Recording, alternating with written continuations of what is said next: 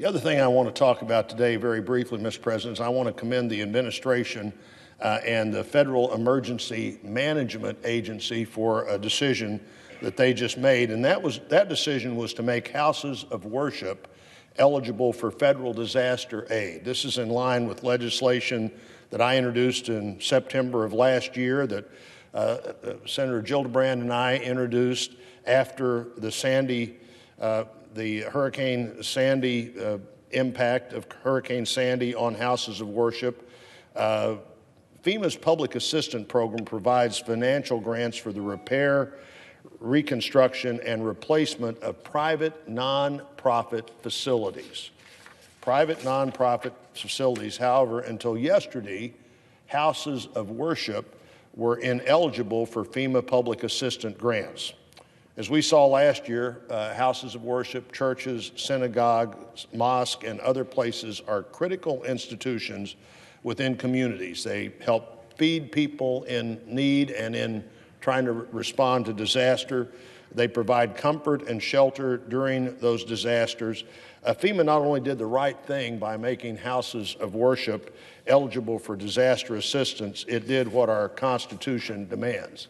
According to FEMA officials, the change in policy was prompted by the Supreme Court's ruling in the case of the Trinity Lutheran Church of Columbia, Missouri versus the state of Missouri, we have a provision in our Constitution that I argued against, that other Missouri elected officials filed amicus briefs against, that said our Constitution was wrong in finding that religious not-for-profit organizations couldn't be eligible for state programs simply because they were religious. That's not what the U.S. Constitution says. It's not the Supreme Court determined what state constitutions have a right to do.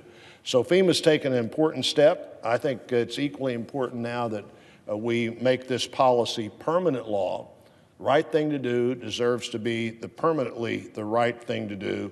And so, Mr. President, I'm hoping that we see the legislation that I've introduced and many have co-sponsored in whatever is the next supplemental disaster funding.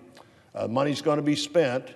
Let's go ahead and properly authorize it, as the Supreme Court said we had every right to do, and FEMA has decided it's the right thing to do.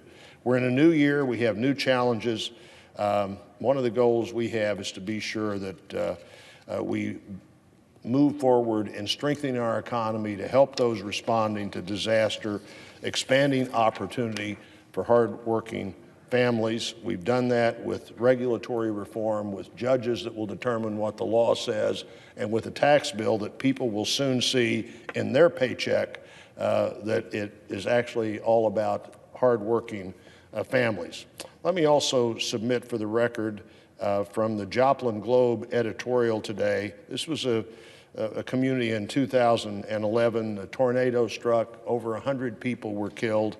According to the Globe editorial, just to remind me of the numbers, some 28 churches were either destroyed or damaged by the tornado that came through Joplin.